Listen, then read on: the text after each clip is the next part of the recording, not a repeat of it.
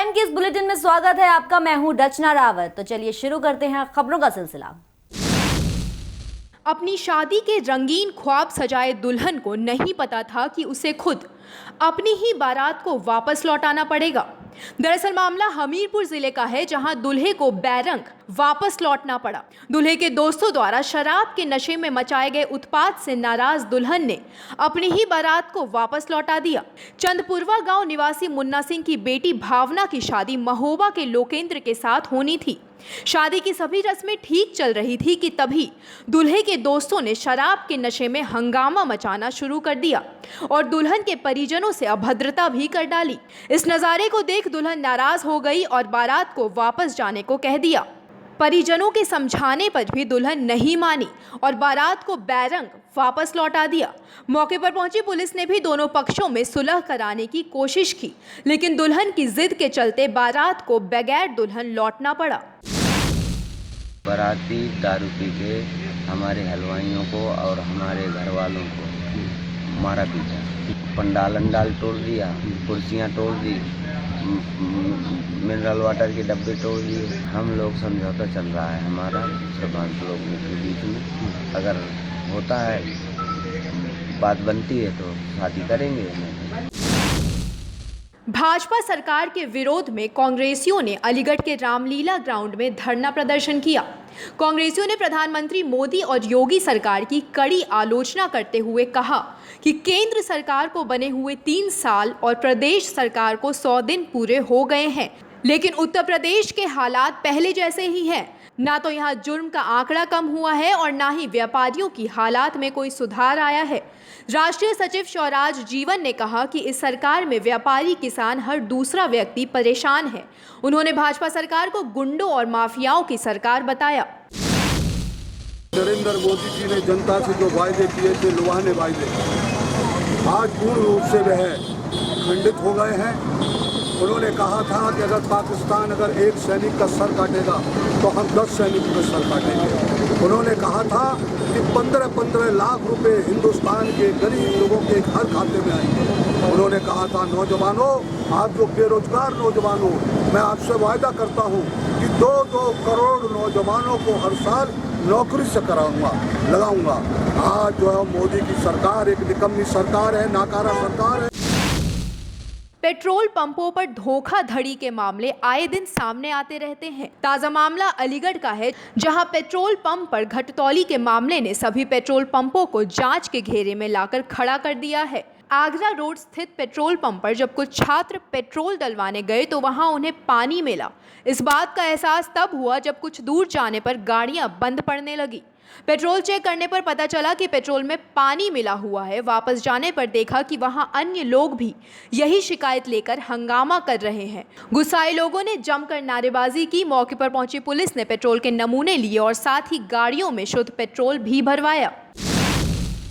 हमने गाड़ी में तेल डलवाया, करीब 30-40 गाड़ियाँ थी सारे स्टूडेंटों की, तो सारी गाड़ियों में 10% पेट्रोल और बाकी पानी था। जब निकाल करके दे रहे थे तो उस प्रकार से हमसे बोतल छीन के फेंकी जा रही थी और हमारी कोई सुनवाई नहीं हो रही थी। और इन्होंने ये बोला हमसे कि डंडे लेकर के आओ, इन सब की पिटाई लगाओ। पेट्रोल पंप वाले सारे एक हो गए। फिर पुलिस वालों ने आकर के हमारी गाड़ी में तेल डलवा दिया। उत्तर प्रदेश में दबंगों की दबंगई दिन प्रतिदिन बढ़ती ही जा रही है। पुलिस भी रक्षक की बजाय भक्षक बन गई है। मामला कासगंज इलाके का है, जहां एक प्रधान ने दलित महिला की डंडों से पिटाई कर दी। पुलिस से शिकायत करने पर पुलिस ने उल्टा पीड़ित के बेटे की पिटाई कर दी। गांव छावनी निवासी मंजू देवी दवा लेने बाजार जा रही थी, तभी गांव के प्रधान जगदीश ने मामूली बात पर उनका रास्ता रोक दिया और डंडे से पिटाई कर दी। महिला का आरोप है कि उत्तर प्रदेश डायल 100 पर शिकायत करने पर पुलिस ने उसके बेटे की पिटाई कर दी और डरा धमकाकर चौकी में ले जाकर बिठा दिया। मेरे पास 2000 रुपए थे दवाई के लिए, और क्या नाम है, एक लोग थी वो छीन वाली, इन्होंने खड़े खड़े तमाशा देख रहा पूरा गांव तक। किसी ने मुझे छुटाया था, लगना यूँ कह रहा जगदीश मार बहन की लोड़ी को, मार बहन की लोड़ी को। किन लोगों ने मारा था आपको? ये प्रधान जी थे, ये दुर्लभपाल, ये बैठे जो इनका जगदीश भैया था। मेरे बाल पकड़ रखे थे और क्या नाम है, ये डंडा था इनके हाथ में, वही दिया। पीछे देखो बहुत। किसने बाल पकड़े थे? ये लेडीज नहीं कब पकड़े थे। पुलिस ने चेक से पैसा कराया आपको? नहीं कुछ ना, मैं लौंडे का थप्पड़ और मारा उनने। आपने पुलिस को सूचना दी, फिर लहंडर गांव में पहुंची, पुलिस ने क्या किया आपके साथ? मेरे सब बात पूछी थोड़ी बहुत और उन्होंने मेरे में रैप्टा मारा। फिर मेरी मम्मी ने उनसे रोके थे, इसका रैप्टा मत मारो, जितना मुझे मारना चाहो वो मार दो। गाजीपुर में आजम खान का पुतला फूंका गया। आजम खान ने सैनिकों के खिलाफ बोलकर लोगों में तनाव पैदा कर दिया। भारतीय जनता युवा मोर्चा के कार्यकर्ताओं और छात्र नेताओं ने पुलिस अधीक्षक कार्यालय के सामने आजम खान का पुतला फूंककर अपना गुस्सा दिखाया। सिद्धांत सिंह का कहना है कि आजम खान ने सैनिकों के विपक्ष में बोलकर अपना ही नुकसान किया है। उन्होंने बोला कि आजम खान की जबान छुरी की तरह तेज है, जो इसे काटेगा उसे 5 लाख का इनाम दिया जाएगा। उन्होंने सरकार से आजम खान को देशद्रोही करार करने की भी अपील की। अब भारतीय जनता का अगला कदम लखनऊ में समाजवादी पार्टी के कार्यालय का घेराव करना है। आजम खान का पुतला फूंका गया है, जिन्होंने सैनिकों के खिलाफ अभद्र टिप्पणी की, जो कि हम नौजवान कतई नहीं बर्दाश्त करेंगे। अगर हमारे जवानों के खिलाफ कोई आवाज़ उठती है, कोई टिप्पणी की जाती है, कोई अंगुली उठती है, कोई अगर आंख भी उठती है, तो उस आंख को निकालने का काम हम नौजवान करेंगे। और आजम खान, आप सम्मानित आदमी थे, आपने अपनी जबान छुरी की तरह चलाई है, और हम नौजवान आपको बता देना चाहते हैं कि उस जबान को हम लोग छुरी से भी काटने का काम कर सकते हैं। पाकिस्तान क्रिकेट टीम की जीत के बाद से ही कश्मीरी छात्रों पर विरोध किया जा रहा है। मेरठ के चौधरी चरण सिंह विश्वविद्यालय में एक ऐसी खबर सामने आई। हॉस्टल में रहने वाला कश्मीरी छात्र अनीस मेस बंद होने के कारण बाहर खाना खाने गया था। जैसे ही वो वापस लौट रहा था, कुछ हमलावरों ने उसे घेर लिया और जमकर पिटाई की। अनीस के बयान से पता चला कि कुछ नकाबपोश युवक उसका नाम पूछने लगे और साथ ही उसे कश्मीरी बोलकर मारने लगे। अनीस के दोस्तों ने आरोपियों के खिलाफ रिपोर्ट दर्ज करा दी है और कार्यवाही की मांग की। पाकिस्तान का समर्थन कर रहे कश्मीरी छात्र इसी वजह से हमलावरों का निशाना बन रहे हैं। हालांकि मामले की कार्यवाही करने में पुलिस हमलावरों की तलाश में जुट गई है। मैं अभी शाम को भी 8 बजे के करीब बाहर से खाना खा के वापस अंदर जा रहा था। मैं अकेला था और मैं अपने फ्रेंड को फ़ोन कर रहा था, फ़ोन कान के साथ लगाया था। तब तक पीछे से एक बंदा आया, उसने मुँह लपेटा हुआ था और उसने आके मुझे रोका। मैं रुक गया तो वो मुझे पूछने लगा नाम क्या है। तो पीछे से दो बंदे और आए, उन्होंने भी मुँह लपेटा हुआ था। उन्होंने बगैर कुछ पूछे मुझे मारना शुरू कर दिया और उसके बाद उनका ग्रुप पूरा आया, तकरीबन 10-12 लोग थे। तो उन्होंने मारना शुरू कर दिया और मेरा फ़ोन नीचे गिर गया और मुझे ये बोल के मार रहे थे कि तू कश्मीरी है और मोहम्मदन है।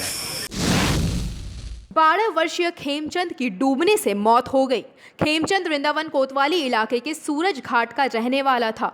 अपने साथियों के साथ यमुना जाना उसे भारी पड़ गया। वो नहाते नहाते गहरे पानी में चला गया, जिसके कारण उसकी मौत हो गई। वहां पास के रहने वाले लोगों ने देखा और उसके परिजनों को सूचित किया। सूचना पाते ही बालक के परिजन वहां पहुंच गए और पुलिस को घटना की सूचना दी और गोताखोरों से बच्चे की छानबीन कराई, लेकिन अभी तक बच्चे का कोई सुराग नहीं मिल सका। 2 लड़का साथ में आए थे, वो दोनों छोड़ के भाग गए। वो डूब गया, उसी को क्या पता इन्हें डुबाया है या छोड़ के भाग गया या वो डूबा है, इन्हीं लोगों को मालूम होगा, ये बता ही नहीं रहे सही। आपको घटना की कब पता चली? रात के 11 बजे। कैसे? जब पहले इन्हें झूठ बोला के टेम्पो स्टैंड पे छोड़ा, झूठ निकला। फिर जब घर पे ले आए 11 बजे, ढूंढते 8 बजे के, जब जाके इन्हें रात को 11 बजे घर पे बताया, जब हमारे घर को ने डांटा। फिर आपने क्या किया 11 बजे? फिर यहीं पे आए, 100 नंबर को फोन करा, फिर यहाँ पे ढूंढते रहे। इस बुलेटिन में फिलहाल इतना ही। आप बने रहिए इंडिया क्राइम के साथ।